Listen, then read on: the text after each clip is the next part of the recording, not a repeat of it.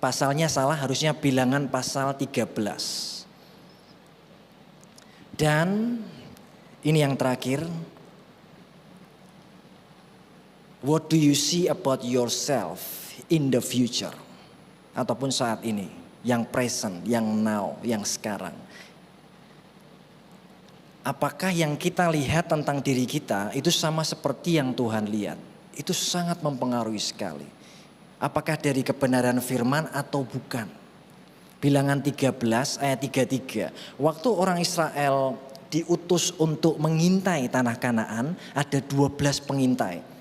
Dari 12 itu yang 10 melihat dengan cara yang berbeda. Yang 2 Kaleb dan Yosua melihat dengan caranya Tuhan, yang 10 dengan caranya sendiri.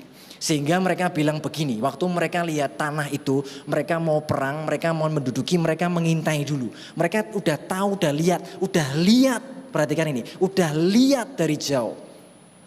Penghuninya itu seperti apa. Dan mereka berkata begini, juga kami lihat, perhatikan ini, juga kami lihat di sana orang-orang raksasa, orang Enak yang berasal dari orang-orang raksasa, dan kami lihat diri kami seperti belalang, dan demikian juga mereka terhadap kami.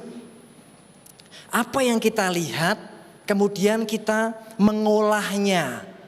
Nah, waktu mengolah ini yang krusial. Apakah kita mengolah itu seperti kata Tuhan atau seperti kata diri kita? Apakah seperti 10 pengintai atau Kaleb dan Yosua? Itu yang membuat kita berbeda. Karena visi Tuhan selalu lebih besar dari kemampuan manusia kita. Kalau visi Tuhan segini, mungkin kemampuan kita segini. Sisanya itu adalah kemurahan Tuhan, anugerah Tuhan. Maka memang dibuat begitu. Kalau Tuhan kasih visi buat hidupmu, pasti kita berkata, Tuhan, aku gak sanggup. Sebesar itu, sehebat itu, iya. Dan kita merasa kita kecil. Tapi masalahnya di sini, oke kita kecil, tapi kita punya Tuhan yang besar. Dan visi Tuhan itu selalu lebih besar dari kita, dari kemampuan kita, dari apa yang kita punya, dari apa yang kita bisa, supaya kita bergantung sama Tuhan. Dalam sisa space tadi, visi Tuhan dan kemampuan kita. Visi Tuhan yang besar dan kemampuan kita. Supaya selisih yang besar itu, disitulah kita bergantung sama Tuhan. Bukan mengandalkan kemampuan kita. Justru itulah namanya visi atau panggilan dari Tuhan. Dan saya berdoa supaya teman-teman saat ini bisa melihat, diurapi oleh Roh Kudus di mata batinmu, sehingga kamu bisa melihat sesuatu yang orang lain gak bisa lihat. Dan dasar yang penting adalah menghargai Tuhan. Karena Tuhan gak mungkin kasih sesuatu yang berharga kepada orang-orang yang tidak menghargainya.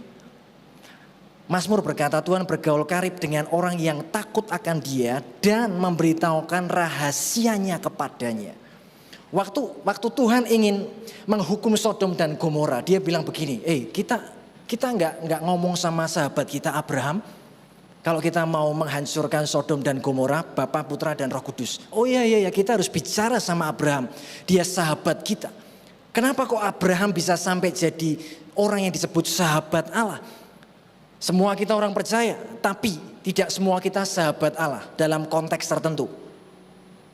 Karena orang percaya pun belum tentu punya respek dan penghargaan yang besar kepada sesuatu yang berharga itu. Atau sesuatu yang ilahi, atau sesuatu yang sorgawi. Kalau kita menjadi orang percaya dan masih duniawi, kita gak akan bisa menghargai hal yang sorgawi itu.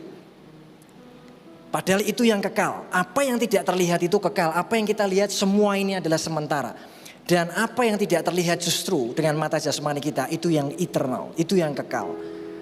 Dan sementara yang kita kejar sekarang yang kelihatan, uang, pencapaian, posisi, jabatan, penghargaan manusia, itu semua yang kelihatan. Padahal itu semua akan berlalu. Dan yang kekal adalah apa yang gak kelihatan.